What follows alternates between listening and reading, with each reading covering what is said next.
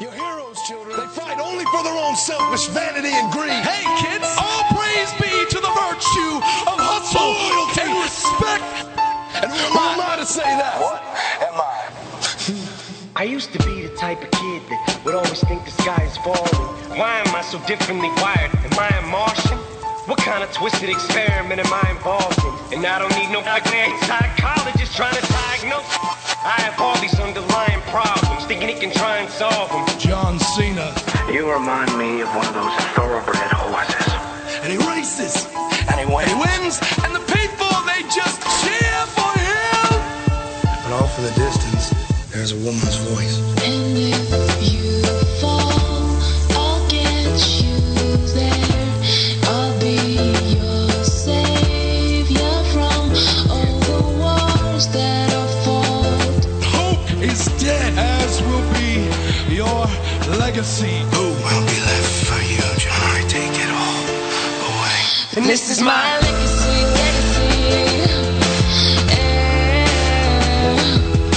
There's no guarantee, it's not up to me. You can only see. This is my legacy.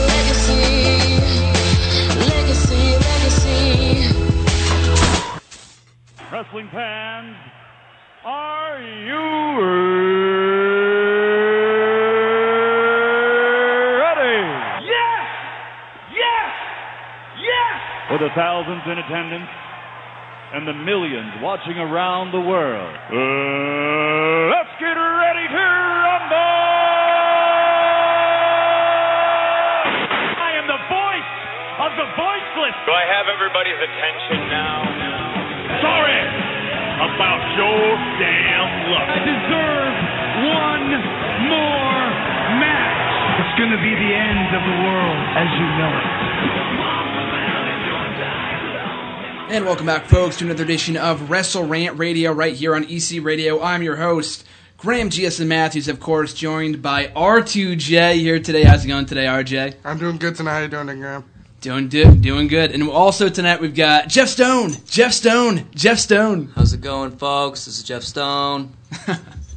We got a lot on tap here tonight with Monday Night Raw last night, 12 days away from WrestleMania 30. Very much looking forward to it. But first and foremost, we have a very big guest on the line here today, the Solomonster from the Solomonster Sounds Off. Jason, how's it going today?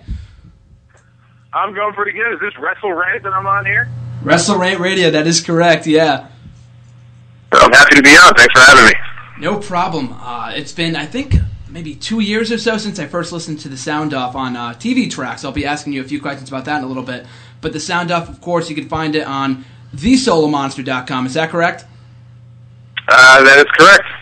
Every Sunday puts up a new podcast about talking about everything going in the world of wrestling, WWE, TNA, and everything else in between. But the first and foremost question I have to ask you, how did the Sound Off first come about? I know you worked with SE Scoops for a number of years back in 2007. How did that relationship first come about? How did the Sound Off first start?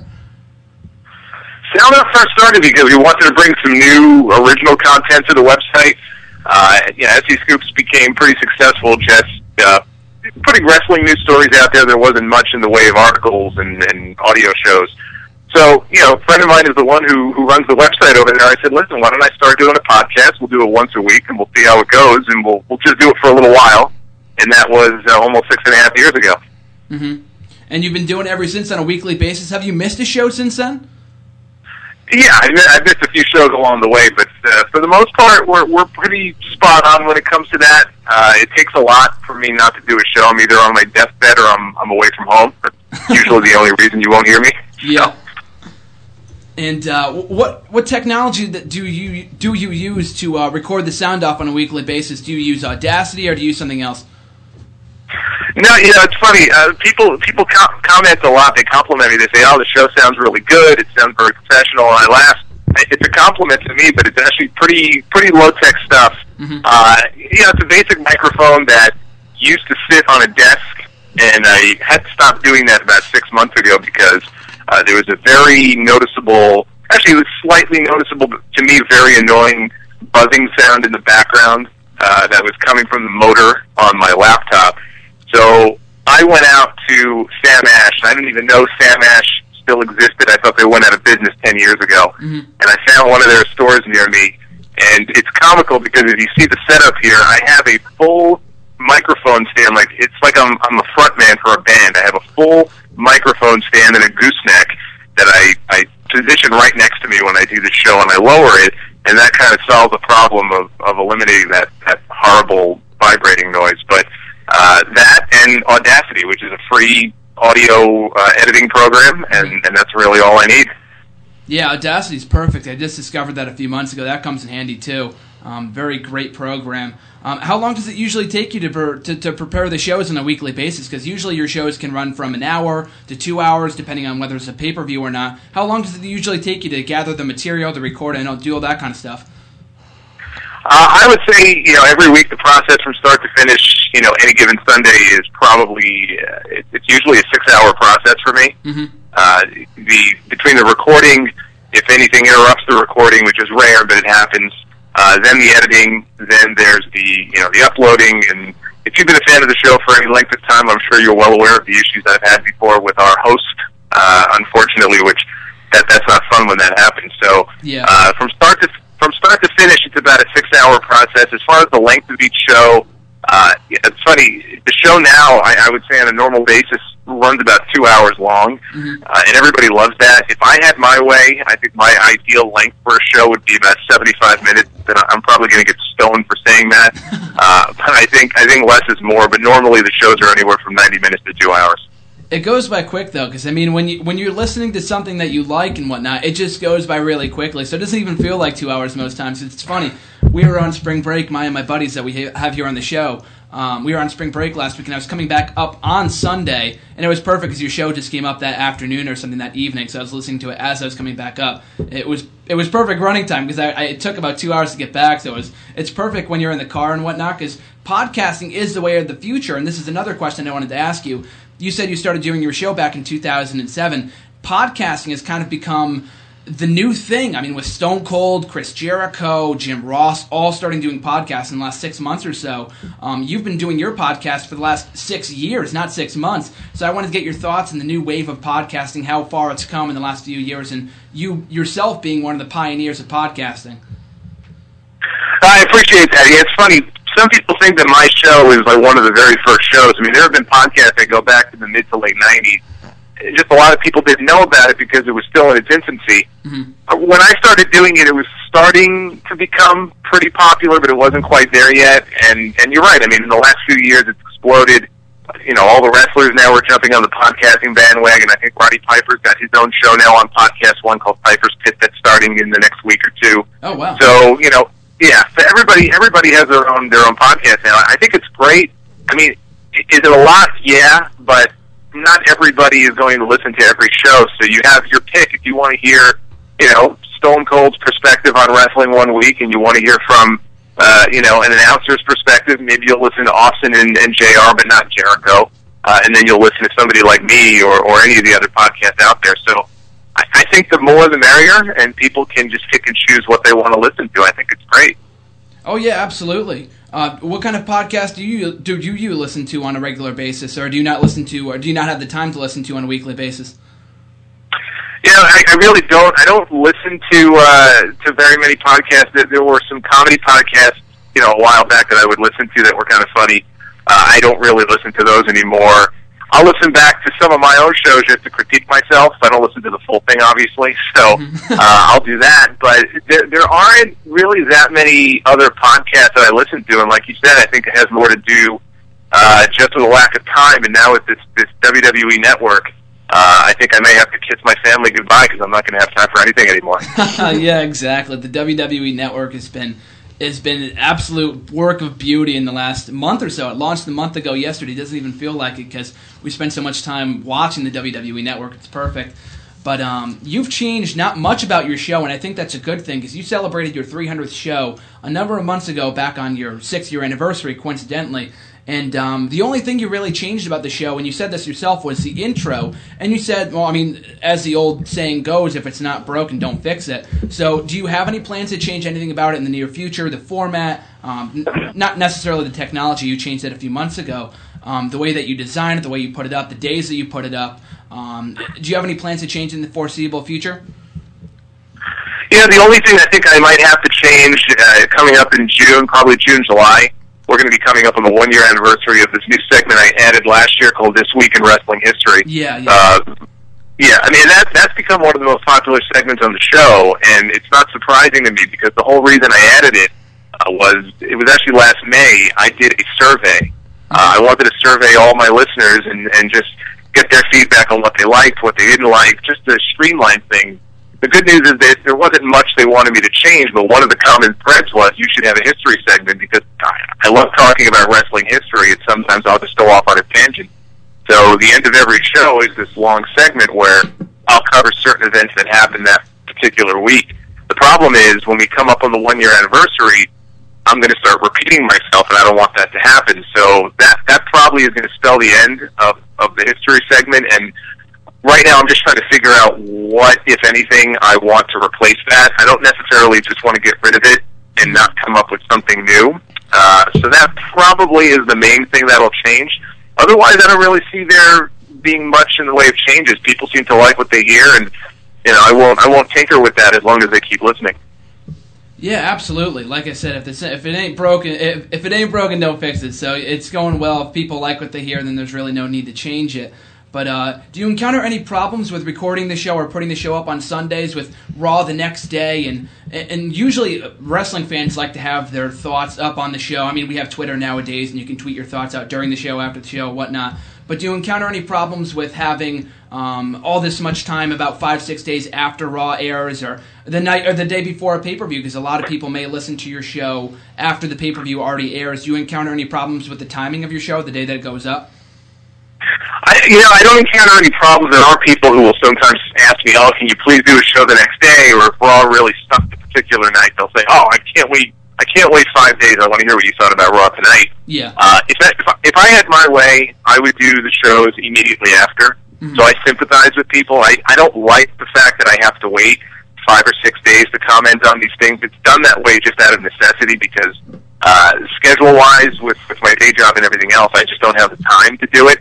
I'm sure you're aware. Every now and then, I'll put up my Raw review several days early on YouTube because we have a YouTube channel as well. Yep. I do that as often as I can, but it really just comes down to timing. I mean, if it were up to me, I would do them Tuesdays and Wednesdays.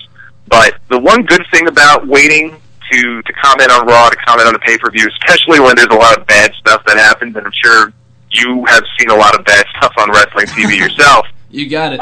The good thing about that is I think people tend to be very emotional when they see something like that on television, and they're all pent up and they have all this anger and they just want to vent it and let it out. Sometimes it's better to give it some time, 4 or 5 days, calm down a little bit, and then comment on it because it's not always a good thing to kind of wear your heart on your sleeve and kind of go crazy. Mm-hmm. So I think that's one benefit to just waiting a little bit. Plus, there's so much wrestling on TV. What you see on Monday night could make absolutely no sense by the time Friday night rolls around and SmackDown there. Mm-hmm. So waiting until the end of the week, you've now seen everything. You've seen Raw, you've seen main event, you've seen Impact, and you can get the full perspective on everything. Yeah, that's a good point. A lot of the time with wrestling fans, we like to go with our knee-jerk reaction, just tweet out our reactions almost immediately to what goes on in the wrestling world, and it might make sense a few days later, it might not make sense, like you said. So that's a good point. Give it some time to digest before you comment on it. Yeah, and one thing about that, I mean, I'm no different than you are, and you've seen it yourself. If something happens on TV that really bothers me, I'll tweet out what I think, and I'll make it very clear how I feel. But then when I go on the air 5 days later and I do my show, on occasion, maybe my mind has changed a little bit, mm-hmm. and my whole perspective, I have this whole rant planned in my head. I can't wait to just tear these people to shreds. And by the time the weekend rolls around, it's like, you know what? Maybe it wasn't so bad, and here's why. So again, that's one aspect to it I like. As far as the pay-per-views are concerned, you mentioned when there's pay-per-views, I do make an effort to do my show a little bit earlier on pay-per-view weekends, so I can do predictions and give people something to kill time with before the show goes on the air. Mm-hmm. Doesn't always work out that way, but I do make that effort, and I'll be in New Orleans in a couple of weeks for WrestleMania, and we're planning on doing our annual roundtable show with predictions probably about, a day or two before the show, so that's always fun. Yeah, there's something to look forward to as well. And like we were saying before, there's a lot of people doing podcasts nowadays. Stone Cold, Jim Ross, Jericho are just a few of the top WWE stars or wrestling stars that have their own podcasts nowadays. What tips would you have for an aspiring podcaster? Because I know a lot of people would like to voice their grievances on the world of wrestling, especially nowadays with the way that WWE has been in the last few months, especially with WrestleMania coming around. What tips would you have for an up-and-coming podcaster, so to speak? Oh, I get emails like this all the time. I get people asking me, what do you think I should do? I want to start a show on YouTube. I want to start my own podcast. What service? And my advice is usually always the same. I say you don't really need much. All you need is a very, maybe cheap is not the right word. Get yourself a decent USB microphone that you can plug into your computer. Mm-hmm. Use a program like Audacity. You don't have to break the bank to buy some program to use. And just be passionate about what you're talking about, whether it's wrestling, if you want to talk about movies. Just make sure that you actually have a passion for it. If you don't care, then it's going to reflect in your work. But if you care about it, if you really like it, and if you feel that passionately about it, whether you hate it or you love it, that to me is the most important thing. I think there's a lot of people, I don't want to name any names, but there are people who have shows, and everybody has a show on YouTube. YouTube is very easy for people to upload commentaries and podcasts on there, and it's like they don't know what they're doing, and that's not a blanket statement. There are some very good shows on YouTube, but I see some of these things and I'm like, God, they're so terrible, and they're terrible because they don't know what they're doing. Mm-hmm. So I think the key is just to go ahead, listen to some other shows, get a feel for how other people do it, come up with a very basic format. Don't script yourself. Don't write, pages and pages of notes. Just come up with some bullet points about what you want to talk about, and just be passionate about it. I think that's the most important thing. Exactly. When it gets to the point when it starts to feel like a chore and you're not really passionate about it, that's when people don't want to listen, because if you're not enjoying yourself doing the show, then they're probably not going to want to listen either. And Oh yeah. And look, I do a show by myself. There's a lot of podcasts out there that have 2, 3, 4 hosts, and I'm sure they're very entertaining and they're very funny. It's not easy to do a show by yourself, let alone do a show for 2 hours. If that were me, I would look at that and go, God, that's boring. To listen to somebody talk, one person talk to himself for 2 hours, and the amazing thing is, for whatever reason, there's a decent number of people who want to listen to me yak about pro wrestling every week, but it wasn't like when I first started doing the show, I was doing shows like that. I go back and listen to my early shows, and I cringe. Because if I was still doing shows like that today, I'd shoot myself. That's how, but I'm a critic of my own work. It took time to kind of find my voice, be comfortable with it, be funny, because it helps to have a sense of humor, and then it becomes natural. And you mentioned before you're with YouTube. Everyone has a YouTube show now. Everyone's putting their radio shows on YouTube. How did your relationship with TVTrax come about? Because I remember maybe the first clip of yours that I watched on YouTube before checking out the full thing on a weekly basis starting last summer was, I think, in the summer of 2012. When did your relationship with TVTrax first start up, and how did that impact your viewing audience on a weekly basis? Yeah, TVTrax is awesome. He was a fan of the show. And he started posting clips, and he asked me for permission first. I don't remember exactly when it was. It's been at least 2 years. But I was aware of his channel because he had so many subscribers, and he would post clips that were very popular. They would get a lot of hits and a lot of comments. And he just happened to be a big fan of my podcast, which I thought was really cool. He said, listen, do you mind if I post some clips, and I'll be happy to promote your Twitter, I'll promote your website. I said, sure, go for it. And it just took off from there. And he has a select few number of shows that he features on his channel, and our show, thankfully, is one of the more popular ones on there. And his channel went down several weeks ago. There was a little snafu, which thankfully got worked out, so he's back now. Mm-hmm. And I can't tell you how many messages I got. What happened to TVTrax? What happened? I'm not TVTrax. I don't know. Yeah. I'll find out. Calm down. People went crazy because his channel, I think what people like about his channel is if you don't have the time or you don't want to listen to a 90-minute podcast or a 2-hour podcast, he cherry picks the clips that he thinks are either the most interesting to him or that he thinks would be the most interesting to the people on YouTube. And they're very small sound bites. Some are longer than others, but it could be a 3-minute clip of me insulting somebody, or me talking about how awesome Raw was on Monday, and here's why. And I picked up a ton of new listeners. I give him a lot of credit because there's a lot of people who never would have known about the Sound Off were it not for the exposure we got on his channel. In addition to doing the Sound Off on a weekly basis, you also write for the Layfield Report, as owned by JBL, on an occasional basis as well. How did that really come about? Because the Layfield Report features a number of very talented writers. How did you were able to secure that spot on the Layfield Report, JBL's website? You know what it was? I started writing for the Layfield Report a little over a year ago. It was January of last year. Him and Michael Cole were posting on Twitter, we're looking for writers, we're looking for bloggers, please apply and we'll talk. And I found out about it kind of late and saw a post that JBL made on his personal Facebook. So I just posted on his Facebook page. I said, I'm sorry I didn't see this earlier because I thought I missed out on it, but I wanted to tell him that I thought his app was cool. I think that's what I said, because he has an app for the Layfield Report that actually is very cool. He has his own radio show, and it's very convenient. And that was it. And I just posted that comment, and within half an hour, he responded to the post and said, I'd love to have you write for my website. What do you have in mind? And the discussion just kind of went from there. And the quick story about that's kind of funny. So I responded back to him. I said, I'm a big fan of wrestling history, so I was thinking maybe I would do a column, each week focusing on a specific event in WWE history.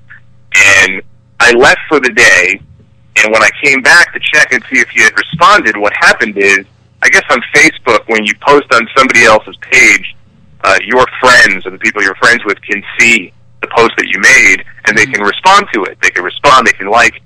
Well, I didn't realize that, and so all the people who had friended me on Facebook saw this post, and they went crazy. And there's a whole thread of comments, oh my God, I can't believe the Solomonster is going to write for JBL, this is awesome, and JBL, you got to hire this guy, and lists of comments. I was so embarrassed, and he hadn't responded. And I posted, I said, oh my God, you guys chased the poor guy away. He's not going to want to talk to me now. Yeah. And anyway, he did get back to me, and I've been writing for the website for over a year now, and it's not really about wrestling history. At this point, I pretty much just write about whatever I want. But that also has been really good exposure, so that's very cool. Yeah, I enjoyed the last article you wrote on Christian, the underappreciated article that you put up a couple weeks ago. I thought that was pretty good as well. And and it's unfortunate because of what happened. It looks like Christian got concussed, and he was off main event tonight, which was kind of a bummer. Yeah, exactly. We're just about to rant. we're just about to rant on that on the show too. But my last question for you would be: you're going to WrestleMania in a few weeks. Just 12 days away. You were at WrestleMania 28. You put up your interview on your YouTube channel with Daniel Bryan, so you were able to secure some solid interviews 2 years ago. You were there last year for WrestleMania 29, and you'll also be in attendance for WrestleMania 30. Are you looking to do anything special while in the area for WrestleMania in New Orleans? And what are your thoughts and anticipation for the show in just a few short weeks? I am just hoping to survive New Orleans. I have never been before, but I have friends who have, and they asked me, they said, how long are you going to be down there for? I said, I'm going to be down there for 6 days.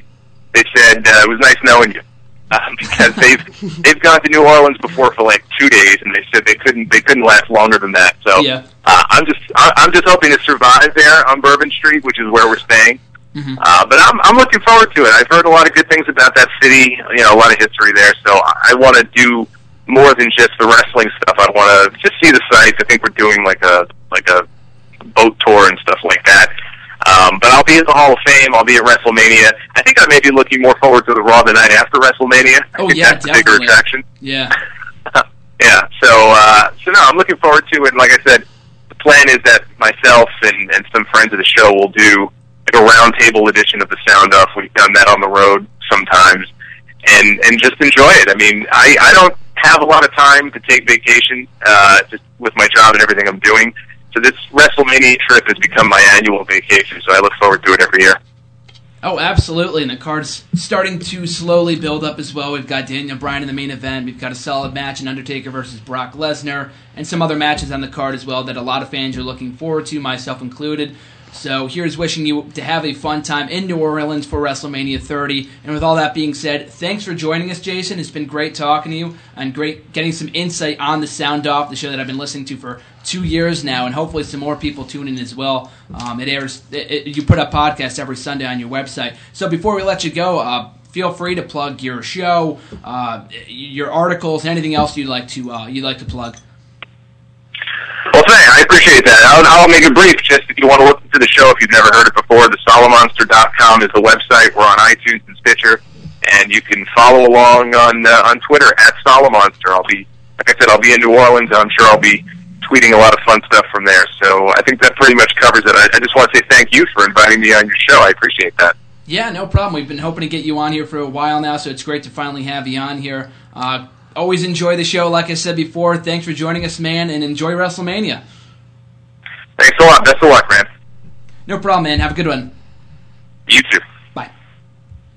And that was Jason, folks. Jason Solomonster, a great show. A very good interview with Jason, so thanks again to him for joining us. And now going on to the Raw review for March 24th, 2014.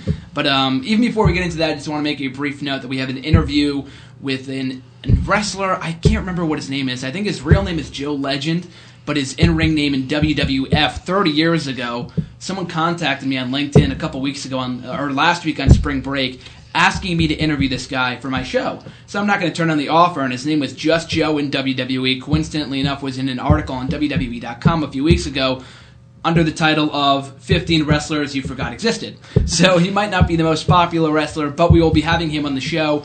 Because he's in Germany, I think, at the moment, we're going to be interviewing him on Thursday afternoon or something, because it's 8 o'clock there when it's 2 o'clock here. So I'll be taping that on Thursday. We won't be able to have him on live as we just did Jason, but the audio of that interview. Next week we've got WrestleMania, the WrestleMania Prediction Roundtable show. So we probably won't air it then, but maybe the week after or the week after that, so I'll save it for a later date. But with all that being said, Raw last night, getting into the good stuff, the 5th consecutive week, in my opinion, that we had a very, very solid show from Monday Night Raw last night. I very much enjoyed it. Did you guys enjoy it? Did you enjoy it? I've enjoyed Raw the last 5 weeks, so. And very similar to Jason, you are going to WrestleMania as well. I am going to WrestleMania. And you're looking forward to it? I can't wait. It's been setting up to be a very solid card. You got his seats, you can see where he's sitting, right on the corner. Right on the corner, 106. Really? Yep. Nice. So you got camera view. Are you in the hard camera? I'm kind of like in the corner, so I'm like the opposite side where the stage is going to be. But Okay. Still very good seats, though. For WrestleMania 30, no less. Not 29, not 20, the 30th anniversary. Of the biggest show of the year. It's going to be awesome. But before we even get into Raw, actually, speaking of WrestleMania, I just wanted to discuss a few things. Main event just got finished as we started recording this. I didn't see what happened. It ended at 8:54 Eastern Time, so there was 5 or 6 minutes left before we went live. So I don't know what happened when the show ended between Big E Langston and Dolph Ziggler. I know Big E retained the Intercontinental Championship. I don't know what happened with Dolph Ziggler. I'll find out after we're done doing the show. But regardless, though, it's been confirmed, as Jason just said in the interview just a few short minutes ago, we were going to talk about this. News broke that Christian suffered an injury on Raw last night and was therefore not able to compete for the Intercontinental Championship on tonight's main event broadcast against Big E. The commentators, they said that it was due to a concussion suffered on Raw. Some reports were indicating that he suffered a torn pectoral muscle, which I think he tore a couple years ago. Maybe in the other show, I don't know. Maybe in the other part of his body. I'm not exactly sure. I haven't read anything about it yet. But Christian's been suffering injuries left and right, and I said this a couple weeks ago when he first came back that he can't afford to suffer any more injuries before he retires. And I think November or August or whenever his contract expires. But he doesn't have much time left, and this would have been his first WrestleMania because he's been confirmed for the Battle Royal, or had been confirmed for the Battle Royal, for the Andre the Giant Battle Royal. And this would have been his first WrestleMania since WrestleMania 26 in 2010. So it sucks that he won't be on the card more than likely. I mean, we're only less than 2 weeks away, so it's very unlikely that he'll be on the card. And the only reason I mention this, I'm a huge Christian fan, so it's unfortunate that he won't be on the card. So, RJ, I just want to get your thoughts on Christian being pulled out of the IC title match tonight on main event. Well, it's a shame they got pulled out of the title match because obviously they had a great fatal four-way last night. But yep. I think if he only has the concussion, he'll be able to obviously come back for WrestleMania. But if he has the torn pectoral, he will not. Yeah, only time will tell. I mean, with the concussion, too, because he suffered a concussion in a match against Orton back in August, and then that kept him out of action for 6 months. So you never know. Concussions can vary, varying, based on who you are. Dolph Ziggler only kept up for a month. Some people for a week or two. Yep, so it all depends on who it is. But if it's his last chance, maybe they'll just throw him in there. Yeah. Keep the spots with him, not too... exactly. It's a 30-minute battle. Yeah, not too many bumps, and just maybe, throw him out. Give him, the exposure he deserves being a veteran, and then he's probably not going to win, but then eventually just eliminate him. Exactly. Yeah. Even if not even in the matches, have him at least make an appearance or something. Like I said, probably going to be his final WrestleMania. I love the guy, but he's probably going to be retiring by year's end. I have no problem with that, because as much as I like Christian, he's winding down his career. He's done everything there is to do, and I don't blame him for hanging up his boots at some point in the next few months.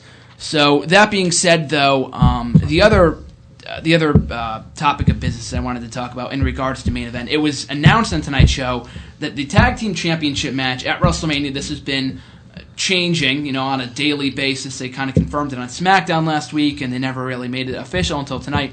And RJ and I were just talking about this before the show in regards to who is going to be involved in the Tag Team title match at WrestleMania. So now it's been confirmed that Wrestlemania, we've got the current champions, the Usos, defending the championships against Ryback, the Real Americans, and just now announced, Los Matadores. So, RJ, I want to get your thoughts on this, because I don't want to go on a huge rant about this. It's good for the first 3 teams, but it shouldn't be Los Matadores. It should be the Rhodes brothers, who have been a solid tag team over the last couple months. Los Matadores, as everyone knows, is Primo and Epico. Mm-hmm. Pretty much remade it with masks on, who weren't really good wrestlers before, and they still aren't. And it's pretty much just get them on the card right now, I guess. Yeah, well, I like Primo and Epico. It's not that I don't like them, but I like them better as Primo and Epico, not under the masks. I think the masks are just stupid. I think it's hindered them more than it's helped them in the last 6 months or whenever they put them on. But the only 2 reasons that come to mind, obviously, one, they beat Ryback, the number 1 contenders for the titles, last night on Raw. So that's, I guess, one storyline reason. But the only actual reason that comes to mind why they would be in the Battle Royal over someone, or in the Tag Team title match over someone like the Rhodes brothers, might be due to the fact that their father, Primo's father and Epico's uncle, is going to be in the WWE Hall of Fame this year, Carlos Colon. Because mere minutes after we recorded the show 2 weeks ago, it was announced at the SmackDown tapings that he's going to the Hall of Fame. Very deserving. But even still, though, that's the only reason that comes to mind. It's not that they should win the championship. No, they're not going to win the championship. No, not at all. That's probably going to be the pre-show match, which sucks for the Usos, but with those teams involved, Los Matadores, complete joke. Ryback's been up and down last couple months. They're okay. I mean, they lost to Los Matadores 3 or 4 times. And the Real Americans kind of they're not really they weren't really in the tag team picture for a minute. Yeah. Now they're back in it, so it's it's changing. They kind of get the pre-show spot with the teams that are in it right now. So yeah, it's really strange. I mean, Ryback, I like Ryback, and a year ago it was hard to believe he was facing Mark Henry of all people in somewhat of a featured matchup at WrestleMania. Not really, but even still, it was better than what he's in now. And I don't know, just he and Axel just have no chemistry together whatsoever. It just does not make any sense to me at all, especially since there were quote-unquote Paul Heyman guys, and then Paul Heyman isn't even with them anymore, so it doesn't make any sense, and they've already established they don't like each other. The Real Americans, I think, deserve it. They shouldn't win because the Usos just won the championships. But the Real Americans, though, I can see them breaking up either on this show, probably the night after WrestleMania, because that's usually when they have the crazy crowds and stuff like that. You're not going to be at the No, right? I'll be back here that Monday night. So even still, it'll be fun to watch it from home, but watch it from the comfort of your own dorm. But even still, though, it's going to be a crazy Raw. Some people are looking forward more so to that, like Jason said, than WrestleMania itself. So I look forward to what happens in that tag team title match. But I'm not going to go on a huge rant about this here, but I wrote an article about this on Bleacher Report this past Monday about how Cody Rhodes and Goldust should be in that spot over Ryback and Axel, and maybe even the Real Americans to an extent, and definitely Los Matadores, in the sense that some people were saying that they should have saved Cody versus Goldust, a match that I've wanted to see at WrestleMania for the last number of years now. They should save it until WrestleMania 31. But something I think a lot of people fail to realize is that Goldust's current contract with WWE expires in, I think, August around the time of SummerSlam, so that's a no-go. And I did an interview with Goldust a little over a year ago, and this was not when he was in WWE. And he changes his mind all the time. Like, he said he wanted to face Cody at one point, now he doesn't.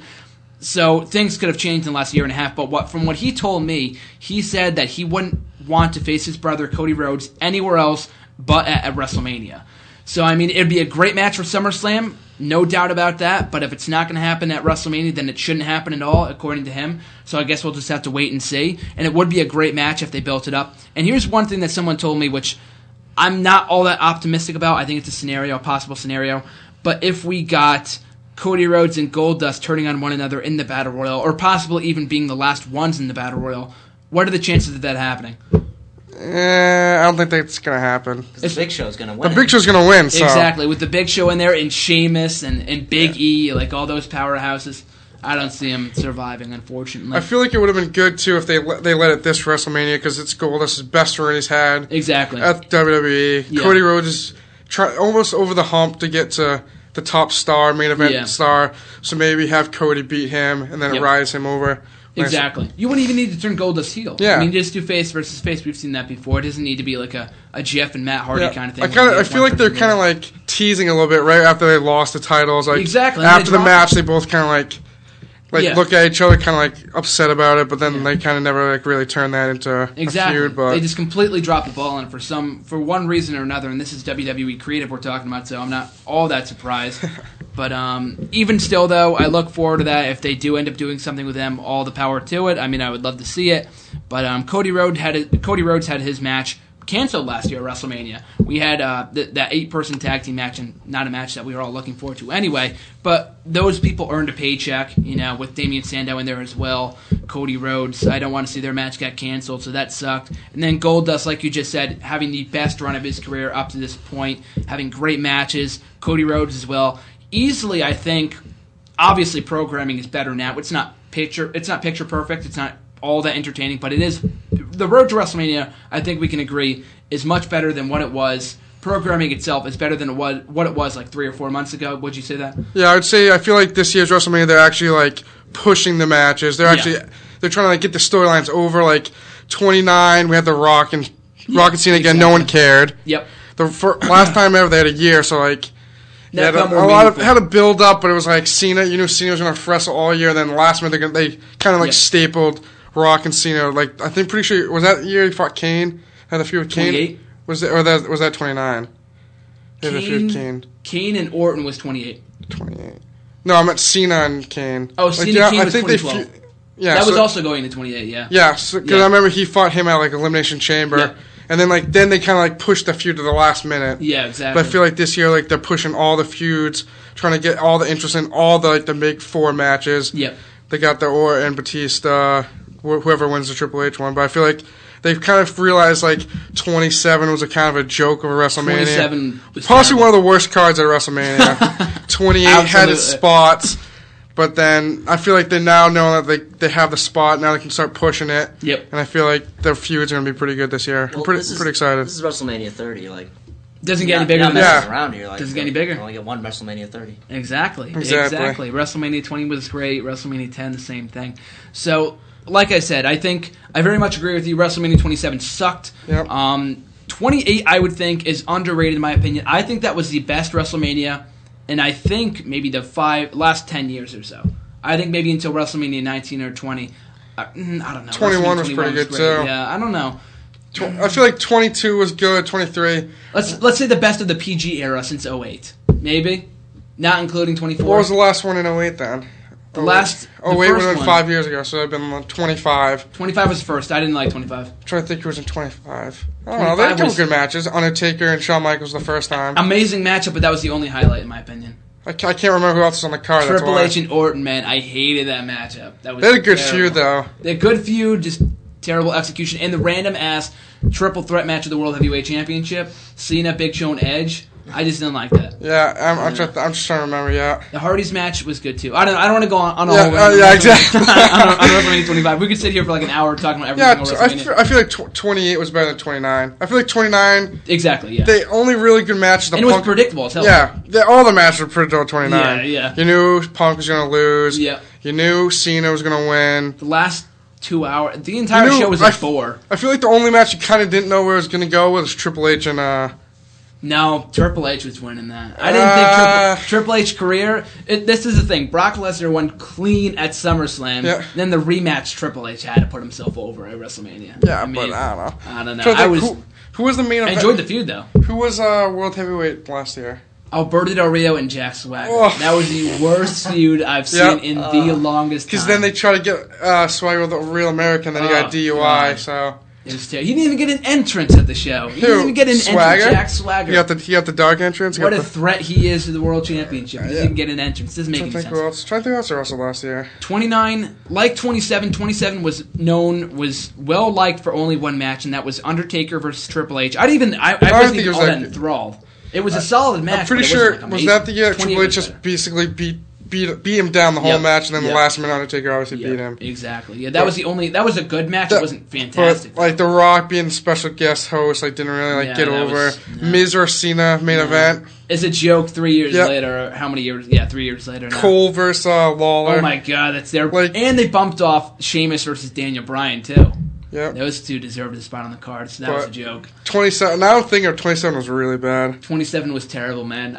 29 and 27 probably the last 5 years were the worst too. Yeah, I feel bad for people that were airing. Why did they air those shows in the network, man? They air like the worst crap on the network. Like if you're gonna show something good. Like you were saying, you were watching WrestleMania 28. That was a good show in my opinion. They've been airing 27 and 29 a lot too, though. 29 too? Yeah. 29 sucked in my opinion. 27 was way worse though. I feel like it was. It was. But that's the thing about WrestleMania 30 because the only plus about WrestleMania 29 was that it can't get any worse. Yeah. WrestleMania, as bad as it could possibly be, WrestleMania 30, it can't get any worse than WrestleMania 29. That's the only benefit to it. And I said that about a month and a half ago when the card wasn't all that strong, but they've really built it up well in the last 2 or 3 weeks or so. Now we've got a very solid show in our hands, and it looks like it could be the best WrestleMania in the last 5, 6, 7 years. So I look forward to it. But, I look forward to WrestleMania 30. We've got a great card all around. We've got 2 new matches added to the WrestleMania card. We've got, first, the 6-man tag team match, The Shield versus Kane and the New Age Outlaws. Now, there's been a lot of two thoughts about this, 2 cents, this split reactions on this. A lot of people are pissed that the Shield are working with the New Age Outlaws because apparently the New Age Outlaws requested to work with the Shield at WrestleMania. And I think they wanted to turn the Shield babyface before they split up. I don't know when they'll be splitting up, whether it be at WrestleMania the night after. But they're babyface now. They're babyfaces now, which I think is the smartest thing. But even still, after months and a year and a half, basically, of having great matches, show-stealing matches, they've been put with 3 old farts and the New Age Outlaws and Kane. So, but the part that I don't really mind about this is, one, it kind of made sense, because I called this maybe like a week and a half ago, because they're a part of the Authority. Kane's a part of the Authority, and so is the New Age Outlaws. So they're feuding with the Authority. They're kind of feuding. Triple H, they appear to be on fine terms with Triple H last night, but I think it will be only a matter of time before they turn on Triple H too, and I think that could be a great feud. If they do the Shield versus... here's the thing. If they go through the Authority at WrestleMania, someone asked me today, do you think we'll see the Shield lose at WrestleMania and that be the catalyst for them breaking up? At this point, if you're not going to break them up fully, then don't break them up at all for the next few months. Save that match up until SummerSlam. It could be a featured matchup on the SummerSlam card, maybe for the U.S. title if Ambrose is still champion by that point in time. And then the New Age Outlaws, I don't really care for. Kane, he always gets his match at WrestleMania, so whatever. The match could be fine enough. I like the Shield as babyface. It's something new for them. But, what was I going to say? Oh, yeah, you could transition this into a feud, maybe at Extreme Rules, I don't know, at some point down the line, with the Shield versus Triple H, Batista, and Randy I was with the going there. I was going to say, maybe they have the that 6-man tag, one of the first matches. Yep. Shield's about to bury Kane. Triple H's music hits. They look over. Someone gets chokeslammed. They lose. Yep. Later in the night, Triple H about to beat Daniel Bryan. Shield comes out. Referee's knocked down. They always have the referee bump. Yep. Triple H looks, turns around, gets speared by Roman Reigns. Then Daniel Bryan beats him, goes on later, wins the championship. So basically, screwing over Triple H and the Authority. And then the guy that they really don't want to be champion wins the champion that night. Exactly. I could see it working out that way. When I was listening to Jason's podcast, The Sound Off, this past week, someone suggested on his podcast that I think this is a great idea, too, almost as good as that one, that the next night on Raw, you have Daniel Bryan come out, assumingly he will be champion after WrestleMania, so you have him come out at the start of the show, doing his whole victory speech like Cena did last year, and Triple H comes out. Batista comes out, and Randy Orton comes out. Now, they haven't really been on the best of terms, of course, because they're all could be potentially facing each other at WrestleMania, so they're not going to be best friends. We know that, and it would be like a handicap match at WrestleMania, so it's good that Batista and Orton are showing tension. But you have them align to take out a common enemy in Daniel Bryan. So you have Triple H, Batista, and Randy Orton all on the apron, ready to attack Daniel Bryan. And boom, Sierra Hotel, India Echo, Lima Delta, The Shield. They come That's actually down really good. and I go like after that. Revolution, you know? Yeah, I actually like that. And you set it up for Extreme Rules. So I don't know what Triple H's thing is with going in the ring and at Extreme Rules. I don't know if he's going to be an on-air character, as on a regular basis after WrestleMania.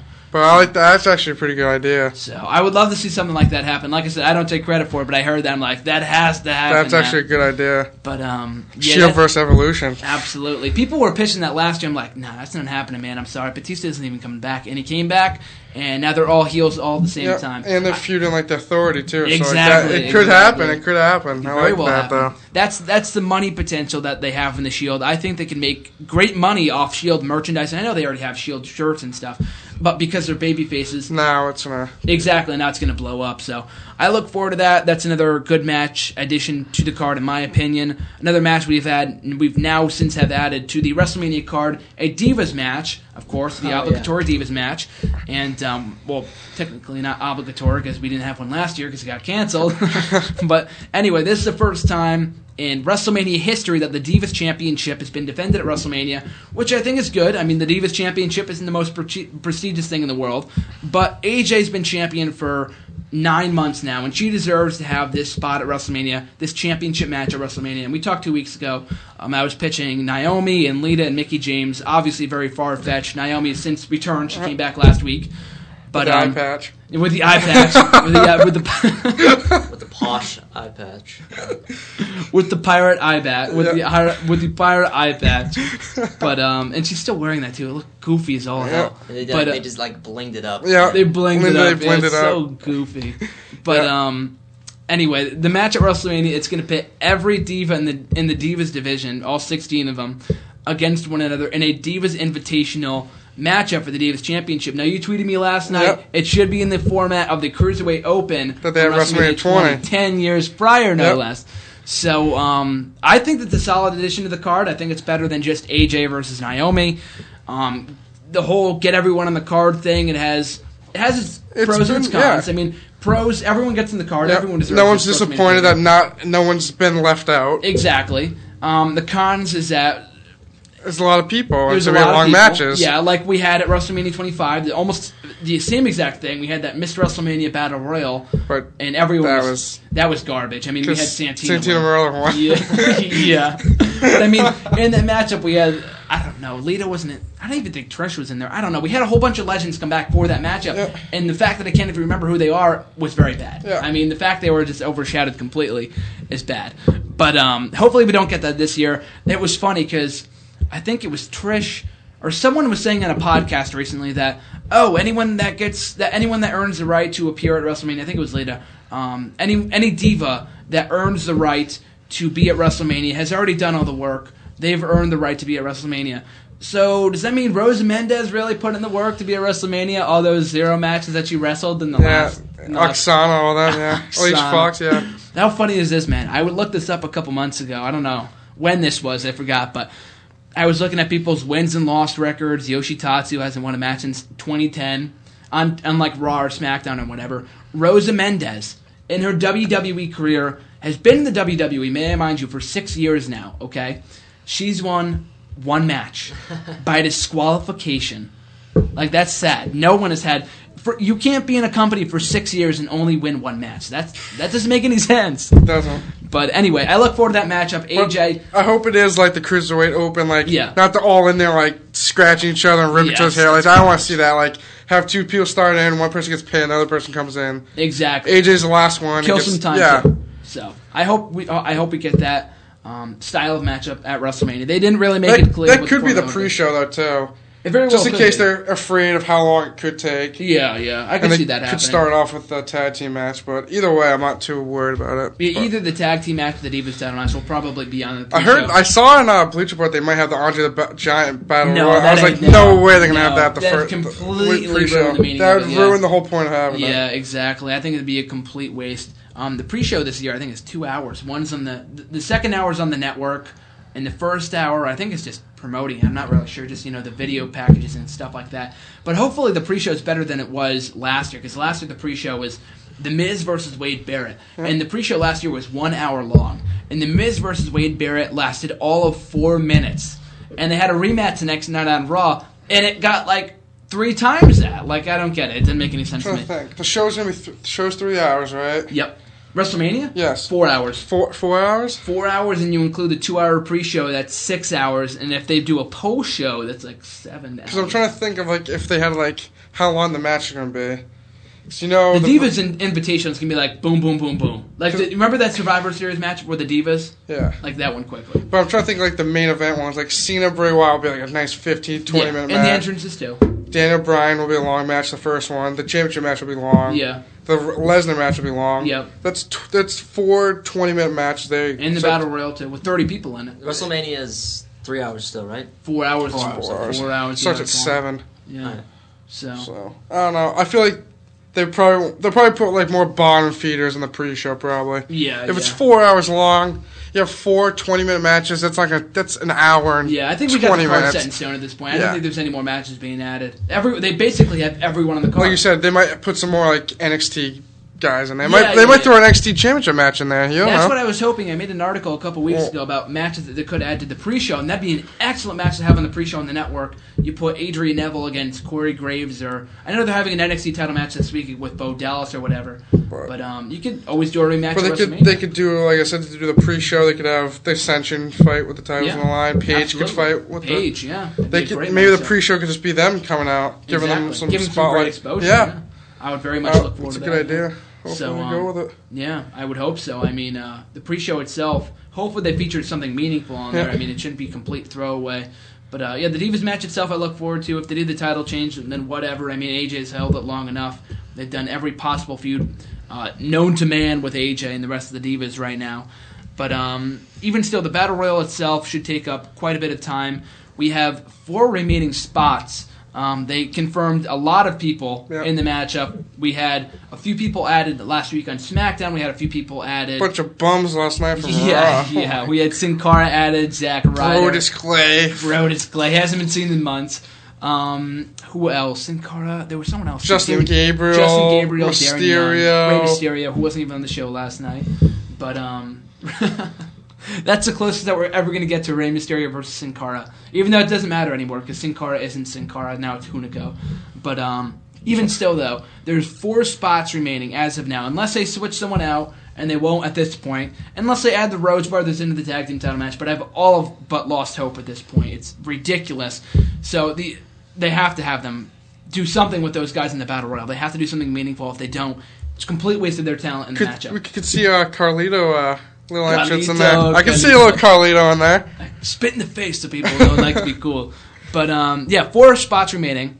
And I suggested about 2 hours ago, should 2 of those spots go to Bad News Barrett and Alexander Rusev? And Jeff replied to my tweet and laughed at me. Can you explain the reasoning behind that, Jeff? I hate both of them. Simple enough. Well, Brodus Clay, I'm sorry. Alexander Rusev, we talked about 2 weeks ago. I don't like him either. The next Vladimir Kozlov. If he's not going to win, I see no point putting him in the matchup. The whole Royal Rumble thing, I think, was a waste because he didn't even... He stood out for a few minutes. But, I mean, then he was ultimately eliminated anyway. I think he'll probably be in the match. He might, monster heel it a little bit, but then eventually Big Show will knock his lights out and then throw him to the curb where he belongs. Yeah, he hasn't been on Raw in the last few weeks, so I don't know what the deal is with him. Bad news, Barrett. I mean, he was on Main Event tonight. He hasn't really been on Raw in a few weeks, but even still, though, I think he deserves to spot at WrestleMania. He hasn't wrestled the match since the Bad News Barrett gimmick started, and I think we talked about this the last time I had you on. But Bad News Barrett should make his in-ring debut or re-debut at WrestleMania. Could possibly win it. Exactly. I think if either have him win it or have him be the first one eliminated because he's been delivering all this bad news to everyone on the roster and they have yet to get his vengeance. And they could finally get their vengeance by having him be the first one eliminated from the matchup. So even still, I could see him being in there. Some people have been saying, I think we were talking about RVD, Chris Jericho, maybe being in there. At this point, I don't really think so. They might be just easily overshadowed. But it would be cool to see RVD. Surprise, though. Yeah, exactly. If they're surprised, I think it'd be pretty cool. Jericho, probably not. I have my money on RVD over Jericho. Jericho, I think, is fine right now. He didn't do much. He said on his podcast... Goldberg, Goldberg. I would lose if Goldberg came out. Just eliminate everybody. That'd be hilarious. I know there were rumors of the Ultimate Warrior being in a match against Ryback, but obviously that's not happening. But even so, though, I think WrestleMania, as it stands right now, it's a good card so far. It's definitely a good card. I think it's unless they have much left to change. Last year, like we talked about, they waited until like the literal last week, right before the show, to make everything official for the show, and that pissed me off to no end. At least this year, they have a long-running storyline with Daniel Bryan. The storylines are developed with everyone. All the big matches have their storylines. They've been developed for a while. Yeah. They keep pushing the storylines, keep giving everyone what they want. So exactly. It's pretty much. I feel like last year the only one that was the Punk and Undertaker, but with Heyman you don't really need much more besides him. Well, that's also what I wanted to talk about too. The conclusion of last night's episode of Raw saw Brock Lesnar called out The Undertaker. And then The Undertaker had his very long entrance inside the casket. He wasn't in there. He started stomping on it, and then he was in there. And then Brock Lesnar just ran away. I mean, you really need to... I don't want to say waste, because all due respect to The Undertaker. I mean, he's the most respected guy in wrestling history. No doubt about it. And a bona fide WWE Hall of Famer. But at this point... His match with Punk was great. The feud itself, I think, left a lot to be desired. But that feud was gold compared to Lesnar versus Undertaker. Like they really have nothing. They're not really nothing. The whole push was he wanted to fight Orton and Batista. Yeah, exactly. But then he couldn't get it, so there's like, his leftovers. He had Undertaker. Exactly. At least the Punk had the kind of like the douchebag kind of like persona. And the Paul Bearer thing. Randomly happened. They buried it. Exactly. Exactly. So they worked. It worked to their benefit. Unfortunately, I mean, no one. But the main basically the main storyline: Lesnar, here's your leftovers. You can beat the streak if you want, because you're not going to get the title. They had their first hot angle a week ago or a month ago yesterday with the whole pen stabbing thing. I thought that was great. A great way to kick off the. But the other thing that hurts the feud's that they're not there every week. Exactly, and when they are there on the same show, they did nothing. They closed out the show, which I think was pretty cool. They gave it some focus, but I mean. I don't know if they're going to do anything notable with this feud before WrestleMania. I mean... Well, I bet they both will be on the show next week, too. They have to be. I mean, there's... They have to be. It's the week before WrestleMania. Yeah, exactly. But I don't know. They have to give Brock Lesnar his seat back because he's not winning. Yeah. You guys were saying before that he might be winning. Why do you think he would win? Just to get him over even more. I don't think they're ever going to end this week, much less to Brock Lesnar. I think if they're going to let him lose, it'd be the Shawn Michaels, but... Yeah, Shawn Michaels would have been the guy. But, I don't know. I feel like, why waste a good main star on Undertaker if you already know he's going to lose? Well, that's the thing. I mean, they really haven't built it up all that much. They haven't built this match up to the point where I think if he lost, it would mean something. I mean, beating this... If you end the streak, it means something, but this feud has sucked to the point where I think if it ends now, it would feel... It feel like the fans got cheated a little bit. Exactly. It'd feel anticlimactic. If it's going to end, it better be built up big, like in a feud with John Cena, or like we talked about a few weeks ago, like with Bray Wyatt, or whoever else. The match itself could be very, very good. It could be a good match. I still look forward to it. Yeah, I'm going to look forward to the match, but I feel like out of the four main matches, it's obviously the least built. Are there any leftover diehard Undertaker fans still alive? diehard Undertaker fan. Yeah. I'm still an Undertaker fan. No diehards. No diehards, though. They're Not a probably. They're probably in the cemetery, resting in peace right now. No pun intended, of course. Diehard, Exactly. dead man, but even still, the match itself I look forward to. The feud itself, like I said, the feud with Punk was okay. This one is just, it's not even bad. It's just non-existent. Like, they have no pre-existing issues with one another. The thing is, the storyline isn't like. It's storyline not there. is It's that not he can't there. lose. Exactly. It's basically that he's been weakened. It's exactly because Yeah. It's just like That's it. you can't get the title match, so we'll just give you something that somewhat means something if you win, but you're not going to win. But we'll still give you the match. Exactly. It makes no sense. You're under to me. contract. We need to put you in main WrestleMania. Why not just lose to Undertaker? Yeah. And get your millions of dollars and leave. Even if he did beat Undertaker, it wouldn't be Lesnar beat Undertaker. It would be Undertaker lost. Yeah, exactly. Exactly. He wouldn't even get the headline. The only like big like marketing they've been using is beat the streak, eat, sleep, conquer streak, whatever the crap they're saying. Break the streak. Yeah, yeah, it's that. But besides that, it's been pretty. It's out of the four, it's been the worst advertised. Yeah. Like I said though, it's going to be a good enough match that I don't mind all that much. But it's just a shame because they're really dropping the ball on the Undertaker. They only use this guy once a year. You would think that he's too old. The one time that he's actually on programming, you would think that they would use him correctly. But yeah, yesterday. He turned 49. He turns 50. He turns 50 next year. He looks 69. Yeah, he's all beat up. He's got the wrinkles. He needs to hang the boots up. In my opinion, he's not there yet. He's getting there. He's very, very close to getting there. I think he has one or two matches maybe left. One if he's when you worry me when you say two. Yeah, one's pushing it. Next year, I want to see Taker versus Sting if they build towards that. If they bring in Sting, which I think is likely at this point, which I think would be amazing. If you're there in attendance for Mania and have Sting come out and then point the bat, yeah, point the bat or as Mania sign. That could be great. But phenomenal. I don't know. I feel like out of all the matches, the main ones, that's the least one I'm.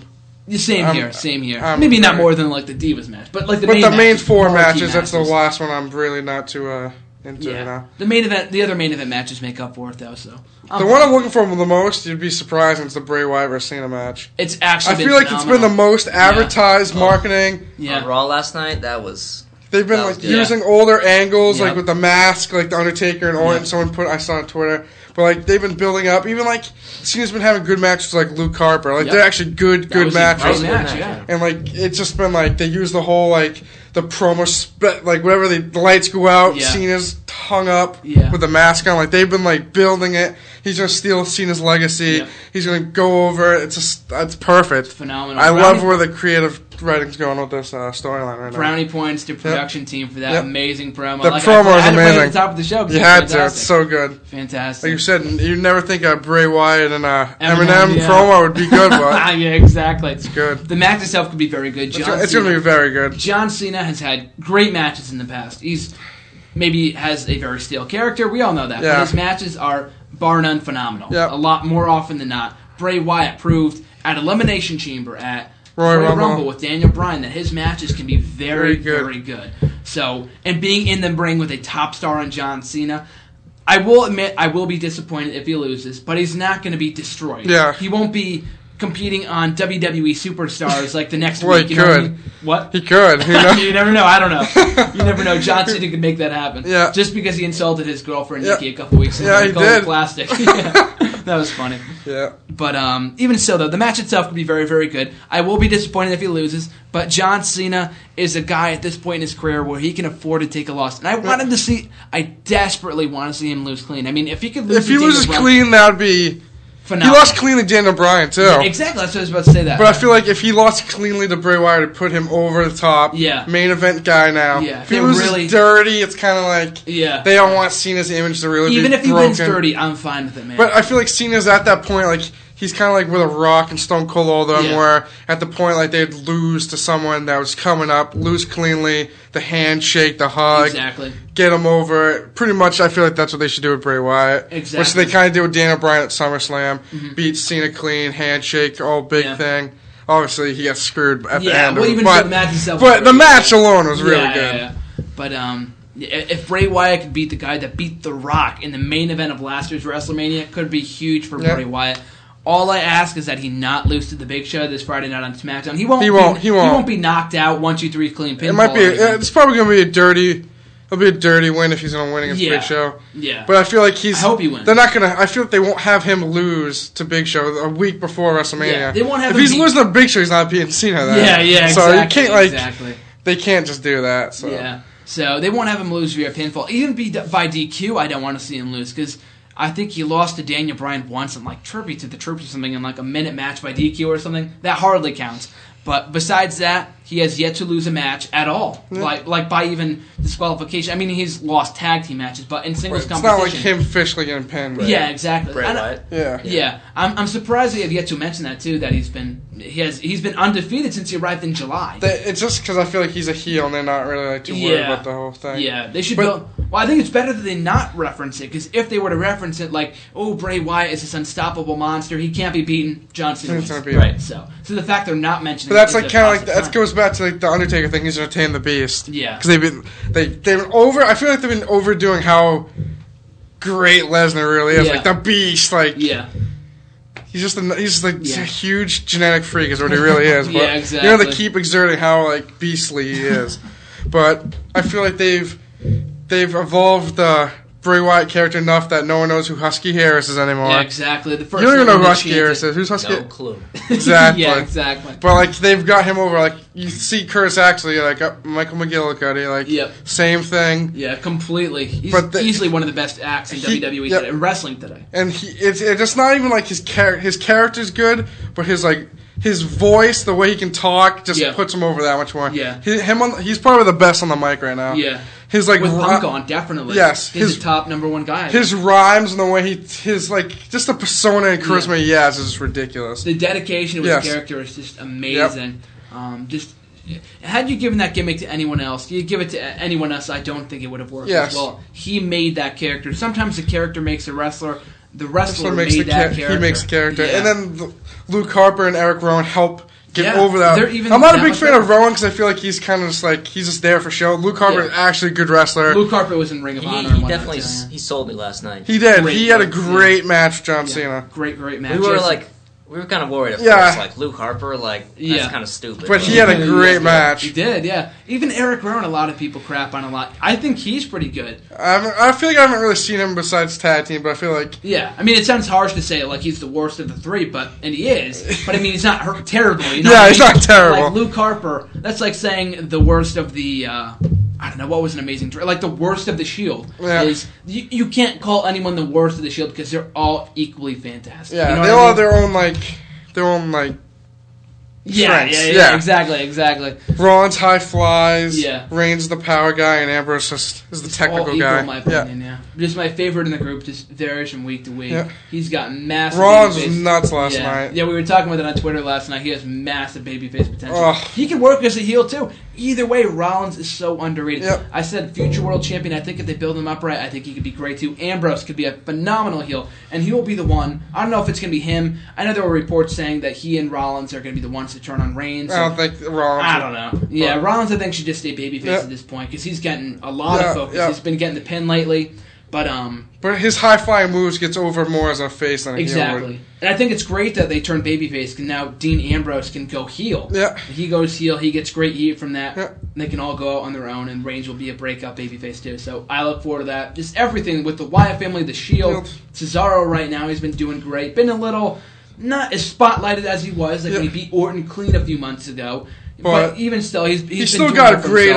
He still got a good pop last night against the Shield. Oh, that was a great match when he did the swing. Yeah, the Cesaro swing signs. Yeah, the Cesaro swing too. Swagger's kind of there for show now. No one cares about him at all. But no one's ever cared about Jackson. He's just been there for the last 6 years. He's just been an new ECW bum that they try to push. Pretty much. The DUI guy is all he's going to be known for now. The weed guy. That's it. But all that being said, though, we're 12 days away from WrestleMania. Very much looking forward to it. As I said before, next week's show, April 1st, first of the month, 9 o'clock Eastern Time. Unless, I don't know. But 9 o'clock. You get the 8 o'clock to get the 2 hours? Or I don't know. That's what I was thinking. Gotta pull some strings. I don't know. Yeah, we definitely have to go, because I might have someone else on next week to talk WrestleMania. No interviews or anything, but I might have an Endicott alumni, actually, who graduated a couple of years ago, to come on to talk WrestleMania with us.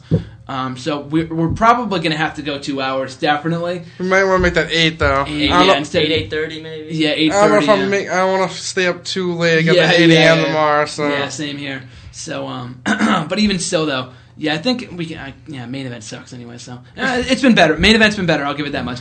But I think people can warrant missing main event for 1 week to listen to the WrestleMania preview. Yep, absolutely. We got a blockbuster card set in stone. Some predictions going down. Exactly. Let's go to WrestleMania. Yeah. So, you're going to WrestleMania, so we're going to talk about that and whatnot, and the week after that, we're going to be talking about WrestleMania itself. Raw after WrestleMania. It's going to be great, man. Thing, maybe. I'm very much looking forward to it. It's going to be phenomenal. But all that being said, though, it's been another great show. RJ, Jeff, thank you again for joining me. Any final words before we go off the air? Just thanks for having us on again, and I love wrestling, so let's go. Shout out to John Cena, Brian Sussingham. Those are the 2 guys. Thank you, Graham. No problem, Jeff. Thank you, Graham, for having us on. It's a pleasure. Worries. We'll be back on next week, of course. The Shield of Endicott, I guess. I don't know. The Wyatt family. I don't know. Either way, the trio. Well, he's Roman Reigns then. Jeff is Roman Reigns. Last night we did a little 3-way. Did you? I ended up in the middle. Okay. I'm rolling, Brandon too, or Connor too. Cam did. Cam had it. Cam was in there. Cam was in there too. Yeah. Cam's great. Wait, what building are you guys in? We live in Stone Ridge. Stone Ridge. Yeah. Oh, okay. Cool. Where are you? You're Brindle. Yeah. The people, people on the show know that too. You can come find us. Yeah. Watch WrestleMania, my daughter. You're gonna be there at WrestleMania. I'll be there. We got to arrange a WrestleMania party or something. Definitely. Watch it on the network too. That's gonna be perfect. It couldn't be better because we don't have pay-per-view here. Yeah. So I don't want to watch some watching crappy some bootlegged website. Yeah, exactly. Exactly. With this crappy internet connection that we have. Yeah. But even still, though, looking forward to that. But all that being said, we'll be back next Tuesday night, 9 o'clock Eastern Time, 8 Central Time, right here on EC Radio. As always, the Twitter, at WrestleRant, Facebook, Graham Jason Matthews, Bleacher Report, same thing, YouTube, same thing. I recently got my YouTube back in good standing. I got all rid of the copyright crap, all that kind of stuff. I fixed it. But I can now upload videos over 15 minutes, so I might be putting these episodes of WrestleRant Radio in their entirety on YouTube now. So be on the lookout for that. In addition to the website at nexterrawrestling.weebly.com, interview with Just Joe, and coming in a few weeks. A lot of people don't know who the heck that is. Let's go Google him. That is. Yeah, no one knows who that. I didn't know who that was, but I'm going to be doing an interview with him this Thursday, so look forward to that. Going to be coming in a few weeks. But with all that being said, folks, thanks for listening live, and we'll see you right here next week on WrestleRant Radio. See you then.